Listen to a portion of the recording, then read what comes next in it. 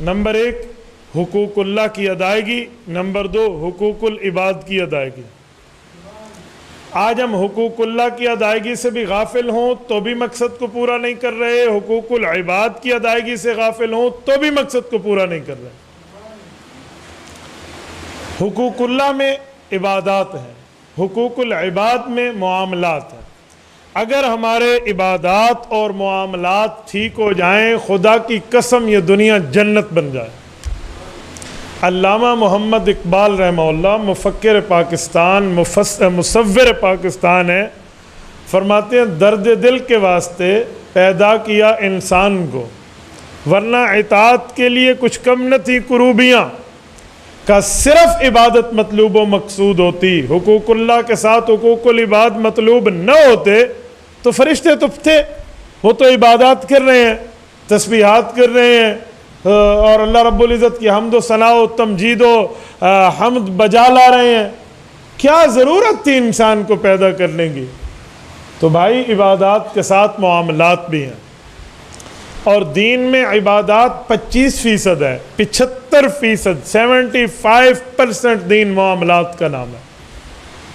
آج ہم 25% پہ فکر کرتے ہیں اور 75%، 75% معاملات سے آنکھیں بند کر دیتے ہیں۔ رسول پاک صلی اللہ علیہ وسلم کی زندگی میں غور کریں تو اللہ کے رسول کے اوپر جب پہلی وحی اتری ہے، صحیح بخاری جلد اول اٹھائیے، باب کیف کان بدء الوحی الی رسول اللہ صلی اللہ علیہ وسلم کھولیے، اماں جان عائشہ صدیقہ راویہ ہیں، حضرت سیدہ کائنات حضرت اماں خدیجۃ الکبریٰ رضی اللہ عنہ گھر میں موجود ہیں۔ اللہ کے رسول پہلی وحی اقرأ بسم ربک الذی خلق خلق الانسان من علق، یہ 5 آیات لے کر حضرت خدیجہ کے پاس آتے ہیں اور آ کر فرماتے ہیں کہ میرے اوپر تو سخت بوجھ آ گیا، نزول وحی کا نا، اور ان سے اپنے معاملات کو شیئر فرماتے ہیں۔ تو اماں جان خدیجہ نے اللہ کے رسول کو تسلی دی، فرمایا کلا واللہ لا یحزئک ابدا، ہرگز ایسا نہیں ہے کہ اللہ آپ کو ضائع کر دے، اللہ آپ کو ضائع نہیں کرے گا۔ میں آپ کی زندگی میں 15 سال سے ہوں، 25 سال حضور پاک کی عمر تھی، اماں خدیجہ آئے، 40 سال میں اعلان نبوت ہوا، کہ 15 سال سے میں آپ کی زندگی میں ہوں، آپ کی شب و روز کو جانتی ہوں، لیل و نہار کو جانتی ہوں، آپ کے اٹھنے بیٹھنے کو جانتی ہوں، آپ کے معاملات کو جانتی ہوں، معاشرت کو جانتی ہوں۔ انک لتصل الرحم وتحمل الکل وتقرئ الضیف وتکسب المعدوم وتعین علی نوائب الحق، میں نے دیکھا ہے آپ صلہ رحمی کرنے والے ہیں۔ وتحمل الکل، میں نے دیکھا ہے آپ بوجھ دار کا بوجھ اٹھانے والے ہیں۔ وتقرئ الضیف، میری آنکھوں کے سامنے یہ نظارہ موجود ہے کہ آپ نے کبھی مہمان کی بے اکرامی نہیں کی۔ وتکسب المعدوم، اور میں اس چیز کو یقین سے دیکھ چکی ہوں کہ جو کمانے کے قابل نہیں ہے، جو کما نہیں سکتا، آپ اپنی کمائی سے انہیں حصہ دیتے ہیں، ان کے لیے کماتے ہیں۔ وتعین علی نوائب الحق، اور میں نے آپ کی زندگی کو دیکھا ہے آپ حق کے لیے دوسرے صاحب حق کی مدد در مدد میں اپنی زندگی لگا دیتے ہیں۔ ایسے بندے کو رب کبھی ناکام نہیں کرے گا، ایسے بندے کو اللہ کبھی ضائع نہیں کرے گا۔ آپ تسلی رکھیے، جو بھی ہوگا خیر ہوگا، جو بھی ہوگا آپ کے ساتھ اچھائی کا معاملہ ہوگا، کوئی برائی کا معاملہ نہیں ہوگا۔ شراح بخاری نے لکھا ہے کہ کسی امتی میں یہ جرت کیسے پیدا ہو سکتی ہے کہ وقت کے نبی کو تسلی دے، امتی میں یہ ہمت کیسے پیدا ہو سکتی ہے؟ کہا یہ زبان خدیجہ کی تھی اور باتیں اللہ کی ادا ہو رہی تھی، یہ اللہ نے حضرت خدیجہ کے دل میں ڈالا کہ خاوند نبی جس پر کلمہ پڑھا جا رہا ہے انہیں تسلی دے رہی ہیں۔ لیکن میں ایک سوال پوچھتا ہوں، کیا اماں جان خدیجۃ الکبریٰ رضی اللہ عنہا نے اس پورے معاملے میں جو حضور کو تسلی دی ہے، کہیں حقوق اللہ پیش کیے ہیں یا حقوق العباد پیش کیے ہیں؟ آپ وزٹ کر لیجیے کہ اماں جان حضرت خدیجہ نے کیا کہا ہے۔ انک لتصل الصوم، آپ روزہ رکھتے، آپ نماز پڑھتے، رسول اللہ کی نماز تو پہلے تھی کوئی کہے گا اس وقت نہیں تھی، نا بابا، صحیح بخاری کی اسی باب میں روایت ہے، وَهُوَ يَتَعَبَّدُ فِي اللَّيَالِ فِي غَارِ حِرَا، حضرت رسول اللہ عبادت کرتے تھے غار حرا میں جا کر. تو عبادت تھی، اماں نے عبادت کو پیش نہیں کیا. وہ معاملات جو حقوق اللہ سے ریلیٹڈ ہے ان عبادات کو پیش نہیں کیا، حقوق العباد کی ریلیٹڈ چیزیں پیش کی ہے. کیوں؟ کہ جو آپ عبادت کر رہے ہیں اس کا تعلق آپ کی ذات سے ہے، اور جو آپ حقوق العباد ادا کر رہے ہیں اس کا تعلق معاشرے سے ہے. تو آپ معاشرے میں کتنے اچھے انسان ہیں معاشرہ یہ دیکھے گا، یہ نہیں دیکھے گا تو ساری رات مصلی پہ ٹھہرا ہے، تو نے دن میں روزے رکھے، تیری روزوں سے کمر جھک گئی ہے، رکوع کرتے کرتے تو تھک گیا ہے، سجدہ کر کے تیرے چہرے پہ محراب بن گیا ہے. معاشرہ یہ نہیں دیکھے گا، معاشرہ یہ دیکھے گا اس نے معاشرے میں رشتہ داروں کے حقوق کا کیا کیا، پڑوسیوں کے ساتھ کیسا اچھا رہا ہے، بیوی کے ساتھ تعلقات کیسے رہے ہیں، اولاد کے ساتھ معاملات کیسے رہے ہیں، بہن بھائی کے حقوق میں کیسا رہا ہے، معاشرے میں اس کا رہن سہن چلت پھرت کیسے رہی ہے. معاشرہ یہ دیکھتا، اصل یہ زندگی مطلوب ہے. تو اماں جان خدیجہ نے 5 باتیں پیش کی، اور 5 یہ حضرت رسول اللہ کی عملی زندگی کو پیش کی. اور اسی طرح سیدنا ابو بکر صدیق رضی اللہ عنہ، افضل البشر بعد الانبیاء، اس دھرتی پہ انبیاء کے بعد، اس کرۂ ارض پہ انبیاء کے بعد کسی کا سر اس مبارک ہے کہ اس پہ سر پہ امت کی سرداری کا تاج سجے، کسی کے کندھے اس لائق و فائق ہیں کہ ان کندھوں پر وہ تمغے سجیں جو انبیاء کے بعد سرداری کے لیے سجتے ہیں. تو ابو بکر صدیق کا سر اور ابو بکر صدیق کے کندھے ہیں. یہ ابو بکر صدیق مکہ مکرمہ کے ظالموں سے تنگ آ کر ایک مرتبہ اکیلی ہجرت کرنے پر مجبور ہوئے. تو یمن کی سرحد پہ پہنچے تو ایک ابن الدغنہ ہے، ایک کافر ہے. اس ابن الدغنہ نے حضرت ابو بکر صدیق کو کہا کہاں جا رہے ہو؟ تجارت کے غرض سے سفر ہے. فرمایا جی نہیں. کہا یہ قوم بڑی احسان فراموش قوم ہے، اس قوم نے نہ اپنے نبی کا مرتبہ پہچانا نہ اپنے مخلص کا مرتبہ پہچانا. میں نے اپنے نبی سے اجازت لی ہے، میں تنگ ہو گیا ہوں، میں یہاں سے ہجرت کر کے حبشہ جا رہا ہوں. فرمایا ابو بکر تجھ جیسا بندہ اگر مکہ مکرمہ سے نکل گیا، تیرے جیسی صفات والا انسان اگر ہم میں نہ رہا تو پیچھے جینے کا فائدہ. ابو بکر واپس چلتے ہیں. حضرت صدیق اکبر کہتے ہیں کیا ضرورت ہے، میں اس لوگوں سے تنگ ہوں، میں نے ان پہ سرمایہ لگایا ہے، میں نے ان پہ پیسہ لگایا ہے، میں نے ان پہ کمائی لگائی ہے، میں نے انہیں خون جگر پلایا ہے، لیکن ان کو شرم اور حیا نہیں آتی. یہ ظالم ہی ظالم ہیں، ظلم ہی ظلم کرتے ہیں. تو وہ ابن الدغنہ ابو بکر کو یہی 5 لفظ کہتا ہے. وہ کہتا ہے کلا، ایسے ہرگز نہیں ہو سکتا کہ تو ضائع ہو جائے. انک لتصل الرحم وتحمل الکل وتقرئ الضیف وتکسب المعدوم وتعین علی نوائب الحق. ابو بکر تو صلہ رحمی کرنے والا ہے یار، بوجھ دار کا بوجھ اٹھانے والا ہے. جو کماتا نہیں ہے تو اس کے لیے کماتا ہے، تو مہمان کا اکرام کرتا ہے، اور تو حق کا ساتھی ہے. آؤ میں تمہیں واپس لے کر چلتا ہوں. اصرار کر کے ابو بکر کو واپس لاتے ہیں. یہاں سے اگر یہ مسئلہ حل ہوتا ہے کہ ابو بکر کی ذات کو منہاج النبوہ کے طرز پہ خلافت ملتی ہے کہ وہ صفات ابو بکر پہ منتقل ہیں، تو یہ مسئلہ بھی حل ہوتا ہے کہ حضور کی ذات کے بعد ابو بکر بھی معاشرے کے لیے رحم دل ہے. یہ بھی روز روشن سے واضح ہوتا ہے. میرے دوستو، یہ ہمیں سبق ملتا ہے کہ ہم معاشرے میں وہ کردار ادا کریں، ہم معاشرے میں وہ کریکٹر اپنا رکھیں کہ وہ کریکٹر ہمارے معاشرے کے لیے مفید بھی ہو بلکہ مفید تر ہو. ہمارا کردار ایسا ہونا.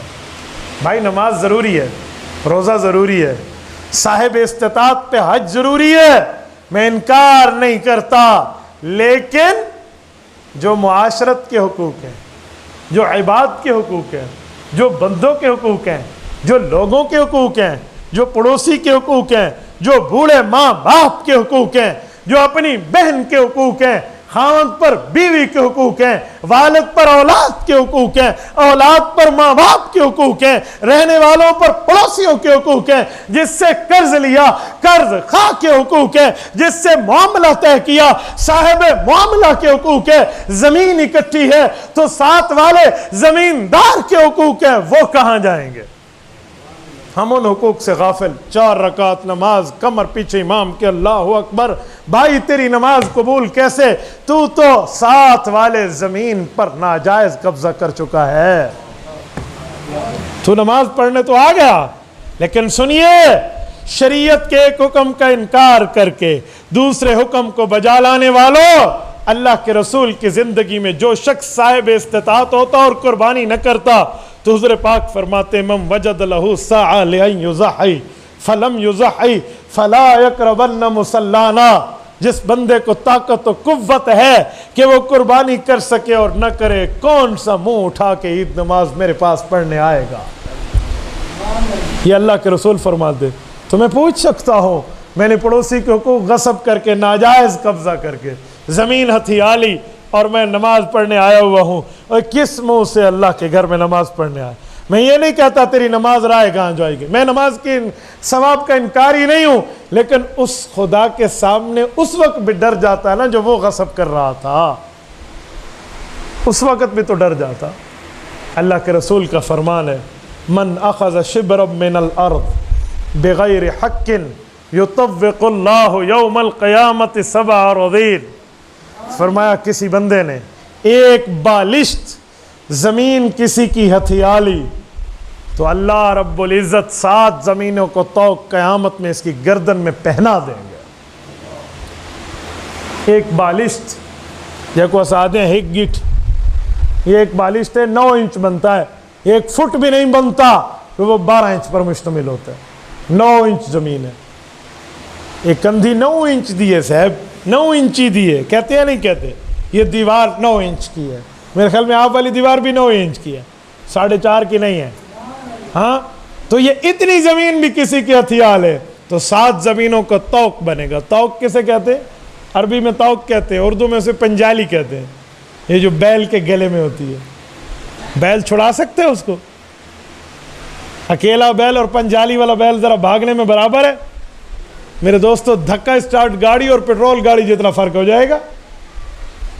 تو ایسے اس بندے کی کیفیت ہوگی جس نے کسی کی ایک بالش زمین کھا لی، اور آج کل تو کنالوں کھا جاتے ہیں، کنال بھی کم کہہ رہا ہوں، شاید مربع جات کھا لیے جاتے ہیں، اور کسی کی زمین پہ کھا کے۔ ہمارے ہاں تو ایک مسئلہ مشہور ہے، پتہ نہیں آپ کے یہاں نہیں ہے، کوئی طاقتور ہو تو وہ کہتے ہیں اس کا بننا ٹیڑھا ہوتا ہے، ڈاڑھے دے ڈنگے بننے ہونے، کیوں ڈاڑھے خدا کو مور لوا کے کھڑوتے ہیں، بھائی اللہ سے لکھوا کر لائے ہیں، بھائی ہم کسی کو ٹیڑھا کر دیں، یہ کوئی بات ہے یار؟ میرے ساتھ والا شمالی سائڈ کا جو پڑوسی ہے نا، جب ہم گھر بنا رہے تھے تو وہ غیر ملک ہے، ہم نے اسے دیکھا بھی نہیں، میں نے اپنے بچپن سے آج تک اس بندے کی شکل نہیں دیکھی، وہ آج تک غیر ملک ہے۔ 3 بہنیں تھیں، تینوں فوت ہو گئیں، والد اور والدہ تھا، فوت ہو گئی۔ تو مجھے کسی نے کہا اپنی دیوار آپ کی ٹیڑھی ہے، تھوڑی ادھر بنتی ہے، سیدھا کر لو نا، کیا ہوتا ہے، کس نے کیا کہنا ہے؟ شیطان ہمیں بھی کہے گا یار پیسے لگا رہے دیوار ٹیڑھی کر لے، میں نے دل میں طے کیا ٹیڑھی رہے گی، بچوں تک کو کہہ جاؤں گے ٹیڑھی اس لیے ہے کہ میرا حق نہیں ہے ادھر جانے کا، یہ اس لیے ٹیڑھی ہے، میں اس کی دیوار پہ نہیں جا سکتا، میں جاؤں گا کل قیامت میں 7 زمینوں کو طوق تمہارے باپ کے گلے میں آئے گا۔ میں آج کل اپنے بچوں کو اوپر چھت پہ لے جاتا ہوں، کہتا ہوں یہ دیکھو یہ دیوار سیدھی ہے، ابو یہ سیدھی ہے، یہ سیدھی ہے، ٹیڑھی ہے، ٹیڑھی کیوں ہے؟ میں نے کہا بیٹا یہ ہمارا حق نہیں بنتا تھا، یہ بندہ ہوتا تو ہمیں سے پیسے لے دے کے لے لیتے، لیکن جان بوجھ کے نہیں لیا، کیونکہ ہم لیں گے تو کل قیامت میں ہمارے گلے میں جھوٹی زمین کی وجہ سے گردن میں طوق آئے گا۔ یہ ہم اپنی اولاد کو آج نہ سمجھایا تو کون سمجھائے گا؟ آج اولاد کے لیے لوگ کماتے ہیں، لیکن حلال نہیں حرام بھی کماتے ہیں، رشوت بھی لیتے ہیں، سب کچھ غلط کماتے ہیں، کہ میں کیا کروں، میں نے بچے پالنے ہیں بھائی۔ تو بھئی اس اولاد کے لیے آپ یہ کہتے ہیں کہ میں مر گیا تو میری اولاد کا کیا بنے گا؟ اے کاش تیری سوچ اس کے ساتھ یہ بھی ہوتی کہ میری اولاد مر گئی تو ان کا کیا ہوگا قبر میں، یہ بھی تو سوچ لے۔ بھائی والد کا صرف تحفہ پیسے دینا ہے بچے کو، صحیح تربیت نہیں ہے۔ ہم معاشرے کو ایک غلط انسان بنا کر جا رہے ہیں، ایک غلط انسان بنا دے کر جا رہے ہیں. یہی حال خاوند بیویوں کا ہے. ایک خاوند بیوی جوڑا میرے پاس آیا، ایک کپل، تو وہ اس کے بارے میں کچھ، اس کے بارے میں کچھ بات. تو میں نے ان دونوں کہا کہ ایک دوسرے کے ساتھ اچھائی کے ساتھ رہو، اچھائی کے ساتھ رہو. کہتے میں رہتا تو ہوں. میں نے کہا ایسے رہو کہ تیری بیوی یہ دعا کر سکے، اللہ میری بیٹی کو میرے جیسا خاوند عطا فرما. بیہیویئر یوں رکھنا. اگر تو اپنی بیوی کو مار رہا ہے نا تو تیری بیوی نے کبھی دعا نہیں کرنی میری بیٹی کو میرے جیسا خاوند عطا فرما.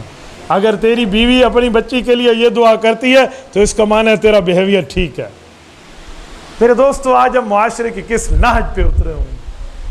آج ہم حقوق، والد کی وفات کا انتظار ہوتا ہے کہ بھائیوں نے زمین پر دستخط بہن سے کرا لینے ہیں، بہن کے حقوق کو کھا لینا ہے. بہن کو تو حق دینا ہی نہیں ہے. اچھا کوئی یتیم مسکین، کوئی چھوٹے بچوں کے حق ہیں تو یتیموں کے حق بھی کھا جائیں گے.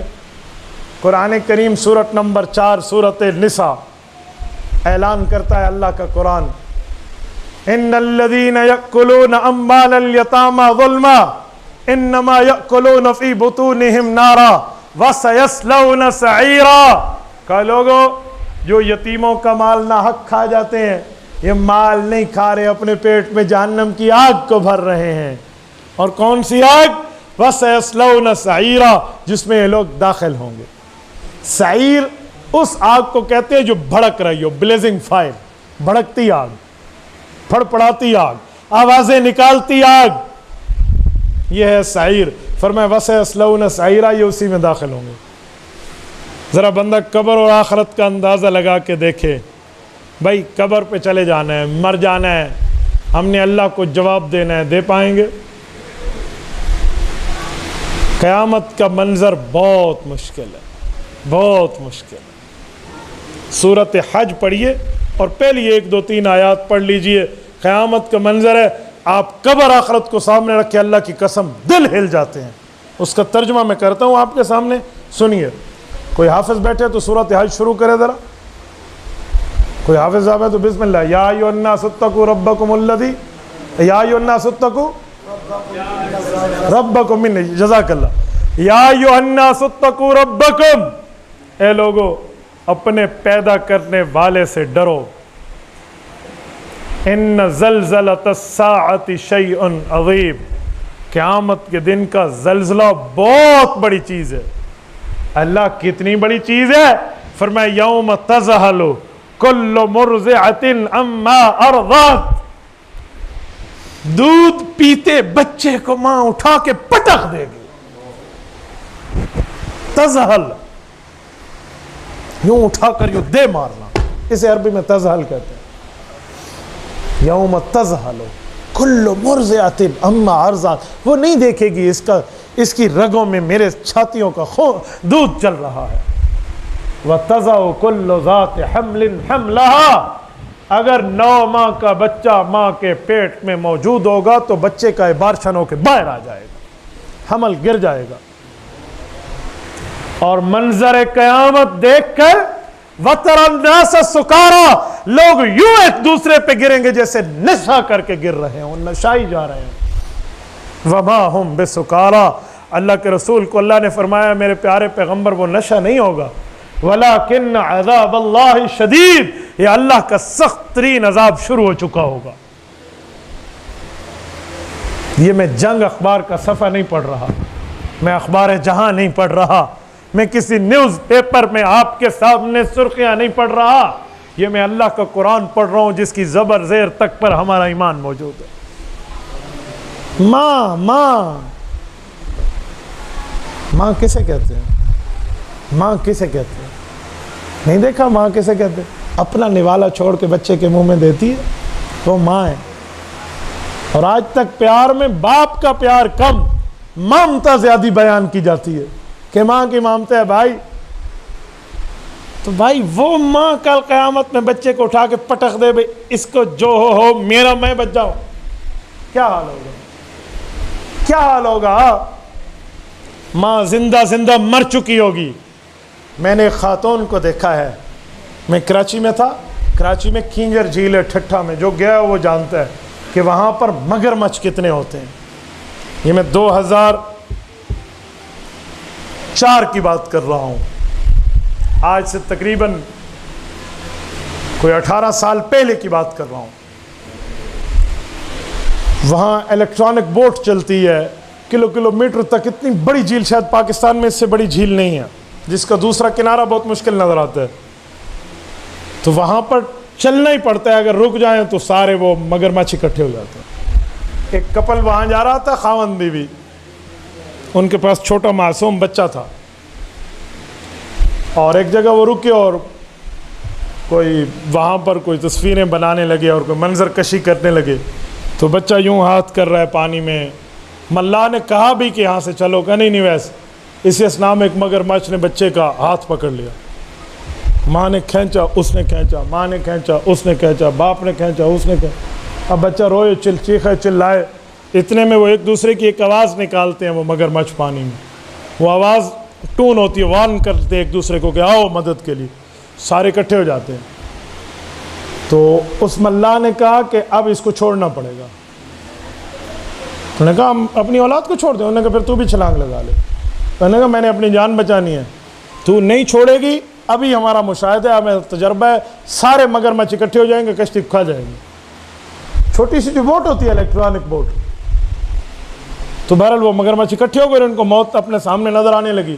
جب بے بس ہو گئے نا، تو ماں باپ نے آنکھیں بند کر کے بچہ ان کے حوالے کی اور بوٹ واپس پھیری ہے۔ وہ جو الیکٹرانک تیز بوٹ ہوتی ہے، آپ مجھے بتائیں جب ماں کنارے پر آئی تھی وہ زندہ نہیں بچی تھی، وہ زندہ مر چکی تھی، اس کے اندر کی مامتا قتل ہو چکی تھی۔ اس ماں نے اپنے بچے کو یوں پھینکا ہے، جو اپنے ہاتھوں سے اپنے بچے کو موت کے شکار میں دے کر آئی ہے۔ تو یہ تو دنیا کا معاملہ ہے، اور ایک ہی بچے کی بات ہے، ایک ہی ماں کا معاملہ ہے، ایک ہی فیملی کا میٹر ہے۔ قرآن کہتا ہے قیامت کے دن کا معاملہ تو عام ہو چکا ہوگا، یوم تذہل کل مرضعۃ عما ارضعت، یوں پھینک دے گی۔ وہ منظر کتنا بھیانک ہوگا، وہ حالات کتنے ہوں گے۔ بھائی یہ حقوق غصب کرنے سے پہلے اس دن کو تو سوچ لو۔ آج 2021 ہے، آج سے 100 سال بعد یہاں وہ نسل بیٹھی ہوگی جو کہے گی ہم یہاں کے مالک ہیں۔ آج ہماری ملکیت ہے، انہیں یاد ہی نہیں ہوگی کہ یہاں پر کوئی اکڑ کے چلنے والا بھی تھا۔ ذرا کوئی اٹھے اور اپنے دادے سے آگے 4 دادوں کے نام مجھے بتائے نا، ذرا 150-200 سال پیچھے جاتے ہیں۔ ہمیں پتہ ہی نہیں ہمارے باپ دادوں، ہمارے دادے پردادے لکڑ دادے کی شکل کیسی تھی، اور وہ اپنے زمین کے لیے کتنا لڑا تھا، وہ اپنے مال کے لیے کتنا آگے ہوا تھا۔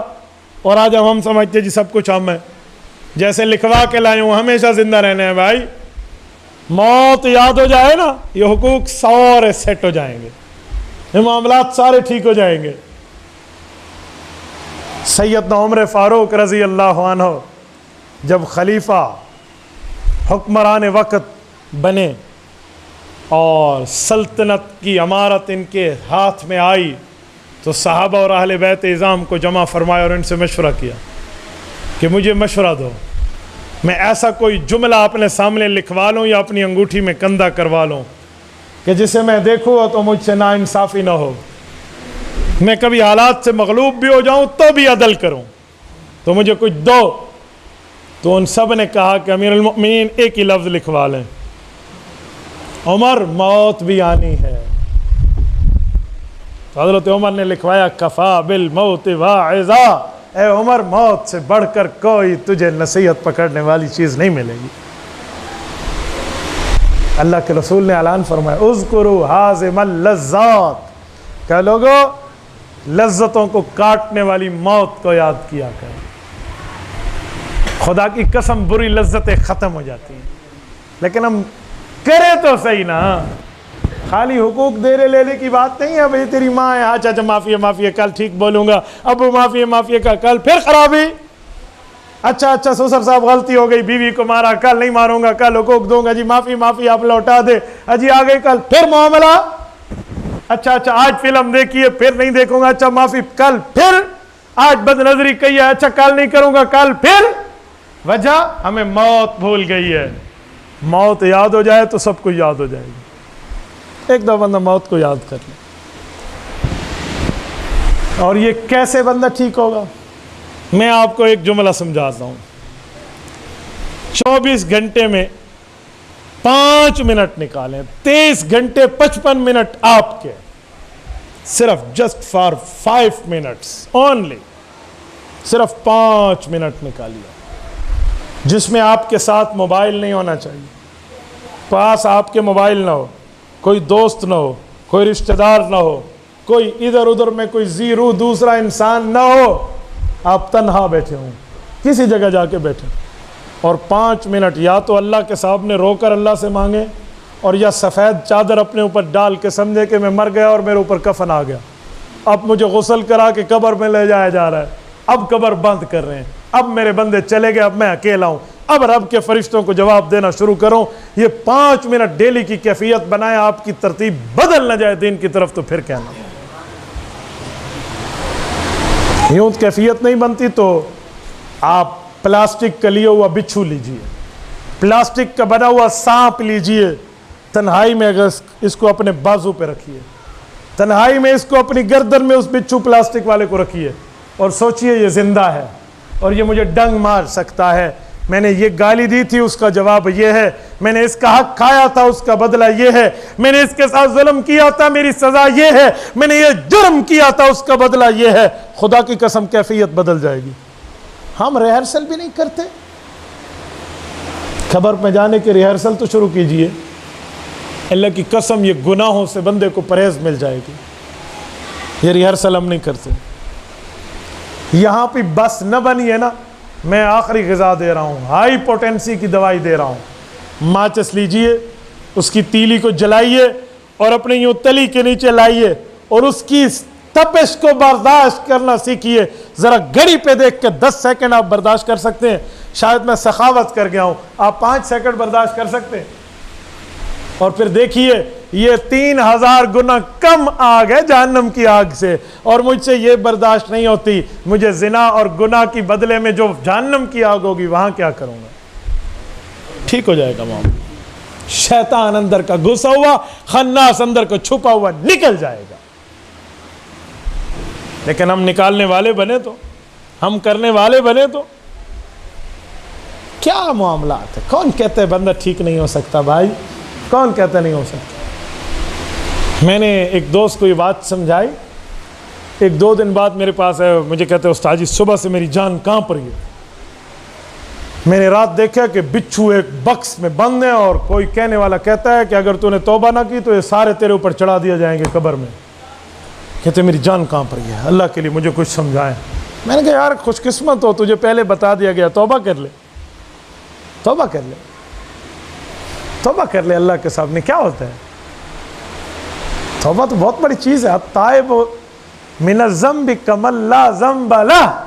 اللہ کے رسول نے فرمایا جو توبہ کر لے نا پکی، اس نے تو گناہ کیا ہی نہیں ہے، فرشتوں کے رجسٹر سے بھی مٹا دیا جاتا ہے. اور کچھ لوگ اگر گناہوں کی توبہ پر مضبوط رہے، فَأُولَٰئِكَ يُبَدِّلُ اللَّهُ سَيِّئَاتِهِمْ الْحَسَنَاتِ. ان کے ان گناہوں کو بھی توبہ کے اخلاص کے بلبوتے پہ نیکیوں میں کنورٹ کر دیا جائے گا. ہم اپنے اندر تبدیلیاں لائیں نا، ہم تھوڑا دیکھیں تو صحیح اپنے معاملات کو. تو میرے دوستو، حقوق العباد اور حقوق اللہ یہ دونوں پورا کریں گے تو یہ درد دل ہے، اور اسی واسطے انسان پیدا ہوا ہے. یہ حقوق دینا سیکھیے، لینے کا زمانہ ہی ختم ہو جائے گا. جب ہر بندہ حقوق دینے والا ہو تو لینے والے کا مطالبہ ختم ہو جائے گا، اور جب دینے والے نہ ہوں، غاصب ہو نہ حقوق کے، پھر ہر بندہ حقوق کا مطالبہ اٹھاتا پھرتا. اپنے ماں باپ کے چہرے کو دیکھ کے سوچئے کہ اس چہرے پر کتنی خوشی آئی ہوگی جب میں نے بولنا سیکھا ہوگا. میں اغو بغو کرتا تھا، میری ماں اور باپ نے تو مٹھائی بانٹی میرے بولنے پر. آج میں اپنی زبان کی تیزی ان بوڑھوں پہ چلا رہا ہوں، شرم سے ڈوب مرے بندہ. اللہ کی قسم توبہ ہو جاتی ہے. ذرا اپنی بیوی کی جوانی پر اپنے ماں کے بڑھاپے کو قیاس کیجئے اور دیکھیے آج یہ اولاد پر کتنی شفیق، اور میں اور میری بیوی گھر میں کتنے خوش ہیں. تو میری ماں اور باپ نے ہمارے ساتھ کتنی خوشی کا زمانہ گزارا ہوگا، ذرا دیکھیے. تو پھر عزت اور احترام کیسے نہیں آتا؟ اپنی بیوی کے چہرے پر دیکھ لیجئے ایک نظر ڈال کے کہ آج اپنی ماں کو چھوڑ کے، اپنے باپ کو چھوڑ کے، اپنے بھائی کو چھوڑ کے، اپنی بہن کو چھوڑ کے، اپنے اس آنگن کو چھوڑ کے جس میں کھیلی تھی، میرے پاس آئی ہے، کل میری بیٹی بھی اس طرح کسی کے گھر جائے گی، آج میں اس پر نرمی کر لوں، کل میری بیٹی پر میرا داماد نرمی کر لے گا۔ کیجئے نا، ایک تصور، ایک کانسیپٹ تو بنائیے۔ وہ کہتے ہیں خاوند اگر ظلم کرے بیوی پر یا حق اور عدل اور انصاف کرے بیوی پر تو وہ اپنی بیٹی کی تقدیر اپنے ہاتھوں سے لکھ رہا ہوتا ہے۔ آج کا بونا کل کا کاٹنا ہے، آج جو بویا بو لیا کل کاٹو گی بھی، جیسے کرنی ویسے بھرنی، نہ مانے تو کر کے دیکھ، جنت بھی ہے دوزخ بھی ہے، نہ مانے تو مر کے دیکھ۔ میرے دوستو، گناہ کرتے وقت ہم یہ تھوڑا سوچ لینا، اور اسی طرح کسی کے حقوق کھا جا رہے ہیں اور میں دیکھتا ہوں کہ میں اس کا حق کھڑپ کر جاؤں، یہ بوڑھا ہے یا بیچارہ کمزور ہے، تو ذرا اپنے آپ کو بوڑھا بنا کے سوچئے، اپنے آپ کو کمزور بنا کے سوچئے۔ کیوں؟ ہم نے دریاؤں کو چڑھ چڑھ کے اترتے دیکھا ہے۔ خود کو دیکھ لیجئے کہ جب میں بوڑھا ہو جاؤں گا۔ ہم ایک جگہ ٹھہرے تھے، ہمارے علاقے کے ایک آدمی طوطی بولتا تھا اس کی جوانی کی طاقت کا، اس کا بھائی فوت ہوا، قبر میں اتارا جا رہا تھا، لوگوں نے کہا اتریے ذرا آپ اٹھا کر اندر رکھیے، سب نے جسم پہ ہاتھ لگا کہتے ہیں کہ میری اب وہ جوانی نہیں رہی، میری اب وہ طاقتیں نہیں رہی، اتنی بے بسی میں کہہ رہا تھا، اور کل یہی تھا جو لوگوں کے حقوق پہ ڈاکہ ڈالتا تھا۔ بھائی ارذل العمر تو ہر پہ آنی ہے، یہ حالات تو سب پہ آنے ہیں۔ اغتنم خبسا قبل خمس، 5 چیزوں کو 5 چیزوں سے پہلے غنیمت جانو نا، ان میں ایک یہ بھی ہے کہ صحت کو بیماری سے پہلے غنیمت جانو۔ بھائی جس کی آنکھ نہیں ہے نا اس کو سوچو، اور جس کی آنکھ ہے اس کا سوچو، دن رات کا فرق آ جائے گا۔ اللہ نے ہمیں آنکھ تو دی ہے، آج پاؤں میں جوتی قیمتی نہیں ہے تو جس کی قیمتی ہے یہ نہ سوچو میں قیمتی لے لوں، یہ سوچو جس کے پاؤں نہیں ہے اس کا حال کیا ہوگا۔ یاد رکھیں 2 باتیں سونے کے ساتھ اپنے دل پر سونے کے پانی کے ساتھ لکھ لیجئے، ایک ہے دین کا معاملہ، ایک ہے دنیا کا معاملہ۔ دین کے معاملے میں اپنے سے بڑے کو دیکھیے کہ یار یہ تو اتنی نیکیاں کر رہا ہے اور میں تو کچھ بھی نہیں کر رہا، بھئی یہ تو نوافل بھی پڑھ رہا ہے، میں تو خالی سنتیں پڑھتا ہوں اور فرض پڑھتا ہوں، بھئی یہ تو نفلی روزے بھی رکھتے ہیں، میرے پاس تو فرض روزے صرف پورے ہوتے ہیں۔ دین کے معاملے میں اپنے سے بڑے کو دیکھیے اور اس پہ چلنا سیکھیے، اور دنیا کے معاملے میں اپنے سے نیچے کو دیکھیے۔ بھئی اگر میرے پاس گاڑی ہے تو اس کے پاس تو موٹر سائیکل ہے، شکر ہے کہ میرے پاس گاڑی ہے۔ اگر میرے پاس بائک ہے اس کے پاس تو سائیکل ہے، شکر ہے میرے پاس۔ اگر میرے پاس سائیکل ہے بھئی یہ تو پیدل ہے، شکر ہے میں سائیکل پہ ہوں۔ اور بھائی اگر میں پیدل ہوں یہ تو لنگڑا ہے، شکر ہے میرے پاس پاؤں تو ہے نا۔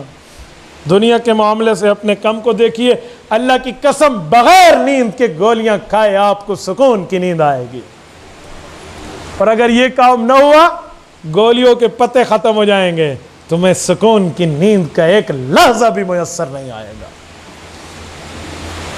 سکون اللہ کو یاد کرنے میں ہے، حقوق کی ادائیگی میں ہے، حقوق پہ ڈاکہ ڈالتے ہوئے کوئی سکون نہیں، کوئی سکون نہیں، کچھ بھی نہیں۔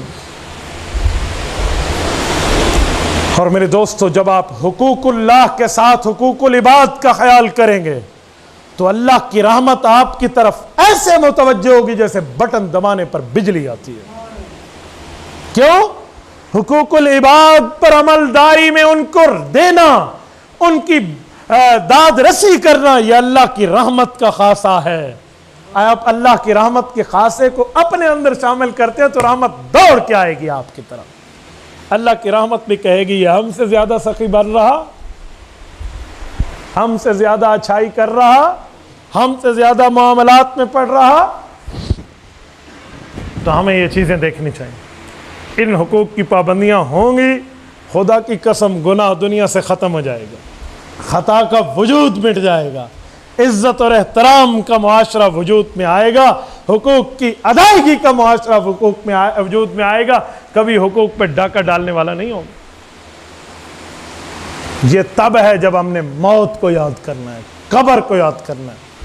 آج قبرستان پھول چڑھانے کے لیے صرف نہ جاؤ، قبرستان کی قبر پہ چادر ڈالنے کے لیے نہ جاؤ، بلکہ یوں دیکھو آج یہ ہے تو کل میں آؤں گا، کل میں نے بھی تو آنا ہے۔ یا اللہ سے ہم لکھوا کر آئے ہیں ہمیں موت نہیں آئے گی؟ اور اپنے معاملات ایسے درست رکھیے کہ موت آئے تو پھر بندے کو کسی قسم کا پچھتاوا نہ ہو۔ اپنے معاملات ٹھیک رکھیے، کوئی لین دین کا معاملہ ہو تو لکھ کر رکھیے، اس پر گواہ رکھیے، کسی کو اعتماد میں لیجئے۔ بھائی بہت مشکل ہے قیامت، کسی کا سوال آ گیا تو بہت۔ اما عائشہ رضی اللہ عنہ نے اللہ کے رسول سے پوچھا، یا رسول اللہ قیامت کا منظر کیا ہے؟ حضور پاک دعا کر رہے تھے، اللہم حاسبنی حسابا یسیرا، امت کو سکھائی جا رہی ہے، اے میرے مولا ہمارے ساتھ حساب یسیر کرنا، آسان حساب۔ اما نے پوچھا یا رسول اللہ آسان حساب کیا ہوگا؟ فرمایا ایک بندے کے اعمال پیش ہوں گے، یوں دیکھتے جاؤ، ٹھیک ہے ٹھیک ہے ٹھیک ہے ٹھیک ہے، من فتش عذب، اگر کسی پر یوں ڈاٹ لگا نا کہ یہ کیوں کیا، بس پکڑا گیا بندہ، بس پکڑا گیا، پھر گیا۔ کیا جواب دیں گے اللہ کے دربار میں؟ کیا جواب دیں؟ اور میرے دوستو، اللہ کے رسول نے فرمایا شقی محروم مت بننا۔ صحابہ نے پوچھا یا رسول اللہ شقی محروم کون ہے؟ فرمایا وہ بندہ جو نیکیاں لے کر تو قیامت تک آئے گا، لیکن حقوق پہ ڈاکہ ڈالا ہوگا تو حقوق والے آئیں گے، اس کی نیکیوں کو لے کر چلے جائیں گے، اور پھر بھی صاحب حق باقی ہوں گے تو پھر ان کے گناہ ان کے سر پہ ڈال دیے جائیں گے۔ ورنہ عام قانون یہ ہے کہ وَلَا تَزِرُ وَازِرَةٌ وِزْرَ أُخْرَى، ایک کا گناہ دوسرا نہیں اٹھاتا، یہ عام قانون ہے۔ یہاں تو خواص کی بات چل رہی ہے۔ پوچھا گیا قیامت میں سب سے زیادہ افسوس کس کو ہوگا؟ فرمایا قیامت میں سب سے زیادہ افسوس اس شخص کو ہوگا جس کی اپنی کی ہوئی نیکی دوسرے کے نامہ اعمال میں چلی جائے گی، اور یہ اپنی نیکی کو اس کے اعمال میں دیکھے گا تو روئے گا، اتنا روئے گا کہ کاش کا سمندر ہوتا تو آنسو اس کے سمندر بن جاتا۔ اپنی کی ہوئی نیکی کو اس کے نامہ اعمال میں دیکھے، اس کے پلڑے میں دیکھ رہا۔ آپ کا اپنے بیٹے کو دوسرا کوئی کھینچ کے لے جائے اور وہ بیٹا کہے جاؤ میں تیرا بیٹا نہیں ہوں، جا تو میرا باپ ہے، تو بتائیں کیا حال ہوگا بندے کا؟ جرا آپڑے جائد کو بھی نہ قابو کر سکے ان دا حال کیڑا؟ تو اپنی کی ہوئی نیکی کو دوسرے کے نامہ اعمال میں دیکھے گا کیا حال ہوگا؟ تو میرے دوستو، حقوق اللہ کے ساتھ حقوق العباد کی بھی فکر کیجیے، معاشرت کی بھی فکر کیجیے، یہ سارے معاملات ہمارے پاس ہیں۔ میں نے ایک ٹرک کو ایکسیڈنٹ کے بعد دیکھا، وہ ٹرک بالکل کھائی کے اوپر گیا ہوا ہے، کھائی میں گرنا ہی چاہتا ہے لیکن گرا نہیں ہے، رک گیا۔ کیوں؟ اس ٹرک میں جو پیچھے ٹرالا لگا ہوا ہے، اس ٹرالے پر بڑے بڑے بوجھدار پتھر لدے ہوئے ہیں، وہ اتنا وزن ہے کہ آگے جھک نہ سکا، اور ڈرائیور اور کنڈکٹر نے چھلانگیں لگائی اور جان بچا لی، اور مال بھی ضائع نہ ہوا اس بوجھ کے وزن کی وجہ سے۔ تو ساتھ ایک جملہ لکھا ہوا تھا کہ بعض اوقات آپ جن کا بوجھ اٹھاتے ہیں نا، وہ آپ کے لیے یوں جہنم کے راستے میں آڑ بن جاتے ہیں، یوں جہنم کے راستے میں آڑ بن جائیں۔ اللہ کے رسول نے فرمایا کل قیامت میں اور یتیم کی پرورش کرنے والا یوں اکٹھے ہوں گے جیسے میری دو انگلیاں، یوں اشارہ کر کے، شہادت کی انگلی اور اس کی پڑوسن انگلی دونوں کو اکٹھا کر کے فرمایا، ایک یتیم کی پرورش کرنے والا۔ تو لیجئے نا اپنے ذمہ معاشرے کے یتاماں کو، کر کیجئے نا اپنا وہ کام جو بندے کو شیطان نہیں کرنے دے گا۔ ہمیں باقی معاملات میں تو ساتھ دیکھ لینا چاہیے۔ پڑوسی ہماری تکلیفوں سے تنگ ہو جائے نا، جہنم پکی ہو گئی بندے کی۔ لا يدخل الجنہ من لا یأمن جارہ بوائق،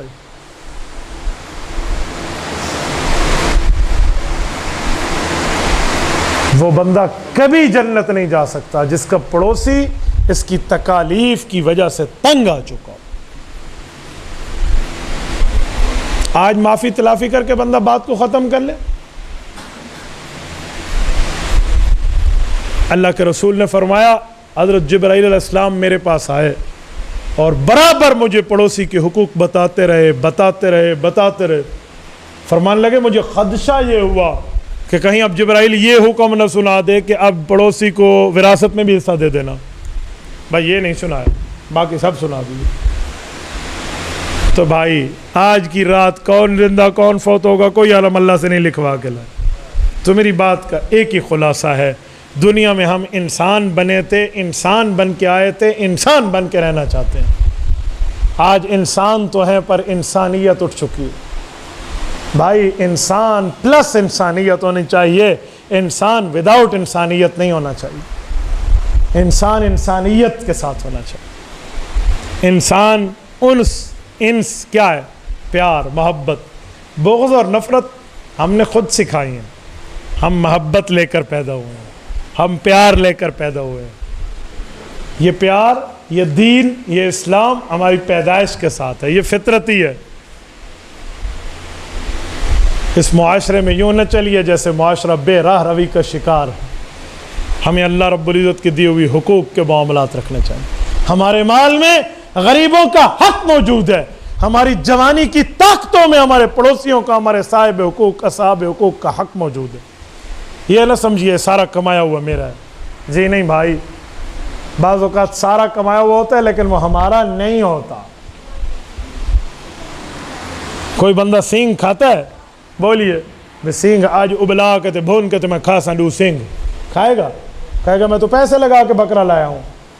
تو بھئی سینگ آپ کے لیے نہیں ہے، ہڈیاں آپ کے لیے نہیں ہیں. ہڈیاں کس کے لیے ہیں وہ آپ سارے جانتے ہیں.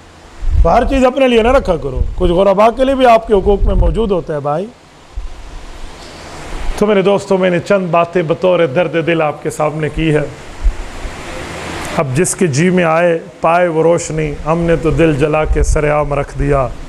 اے بدگماں یہ درد دل کوئی دیکھنے کی چیز ہوتی، میں رکھ دیتا تیرے آگے.